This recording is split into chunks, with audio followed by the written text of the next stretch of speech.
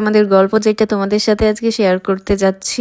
তো আসসালামু আলাইকুম, সবাই কেমন আছো? অনেকদিন পর আবার একটা লং ভিডিও নিয়ে তোমাদের মাঝে চলে আসলাম। যদিও এই ভিডিওটা শবে বরাতের, আমি সময়ের কাজ সময় করতে পারি না, সব সময়তে লেট হয়ে যায়। তো কয়েকদিন আগে শবে বরাত গেছি, আর যেহেতু আমি একটু অসুস্থ ছিলাম সেই কারণে ভিডিওটা তোমাদের সাথে শেয়ার করতে পারিনি। তো ভাবলাম যে আজকে শেয়ার করে দিই।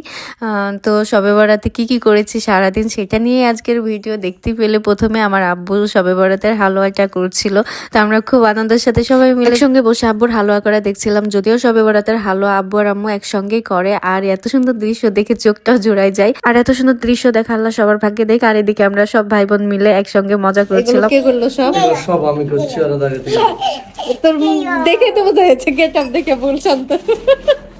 আরে হলো খাই করে পার্টি, খাওয়ার জন্য বসে থাকে সারাক্ষণ। আরে এক পা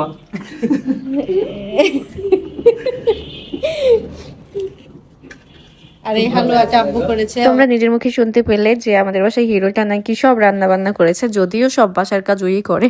তো বিষয়টা ফান ছিল, কেউ মজাটা সিরিয়াস নিও না। আর তোমাদের বাসায় কিসের হালুয়া হয়েছে অবশ্যই কমেন্টে বলতে ভুলবা না। যদিও ছোট থেকে দেখে আসছি যে শবে বরাত আসলে হালুয়া খাওয়ার একটা বড় সড়ো ধুম পড়ে যায়, তো এবারও ব্যতিক্রম না। তো আমাদের বাসায় 3-4 রকমের হালুয়া হয়ে থাকে। যদিও আমরা মিষ্টি পাগল মানুষ, সবাই মিষ্টি খেতে অনেক বেশি পছন্দ করি। এই যে দেখছো এতগুলা হালুয়া করবে, হাইস্ট 2-3 দিন থাকবে, তারপরে শেষ। এই যে আম্মু বুটের হালুয়া করছে, এই হালুয়াটা কিন্তু আমার ভীষণ পছন্দের।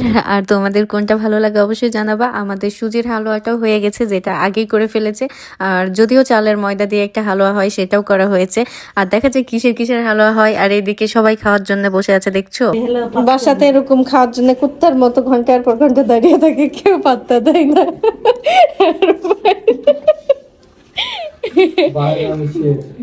কি ওদের সাথে বকছিলাম আর আম্মুকে আমি হেল্প করছিলাম। এদিকে দেখতেই পাচ্ছ যে আম্মুকে আমি হেল্প করছি কাজে।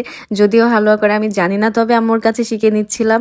আর আমার সাথে সাথে তোমাদেরও শেখা হয়ে যাচ্ছে। এই যে দেখছো যে হালুয়াটা মানে বুটের ডালটা ঢেলে দেওয়া হচ্ছে। আর এই সময় একজনকে হেল্প করতেই হয়, যেটা আমি পারছিলাম না, তার জন্য আম্মু আমার হাত থেকে কেড়ে নিয়েছে, নিয়ে নিজে করছিল।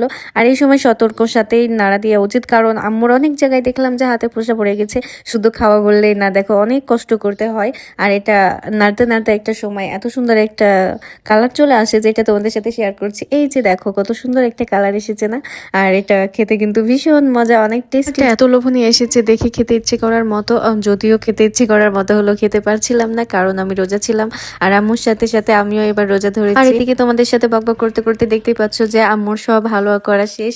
আর এখানে বুটের হালুয়াটা একদম কমপ্লিট হয়ে গেছে, যেটা তোমরা একদম ফাইনাল লুকটা দেখেছো। আর এখানে আম্মু একে সব হালুয়াগুলো ঢেলে নিচ্ছিল। আর এখানে এটা ছিল সুজির হালুয়া, যদিও দেখে অনেক পাতলা মনে হচ্ছে, তবে বেশ কিছুক্ষণ রাখলে পরে এটা আঠালো আর অনেক সুন্দর হয়ে যায়। আর এই তো দেখে নাও হালুয়ার ফাইনাল লুক, দেখে কিন্তু খুব সুন্দর লাগছে। তোমাদের সাথে বকবক করতে আমার ইফতারের টাইম হয়ে গেছে।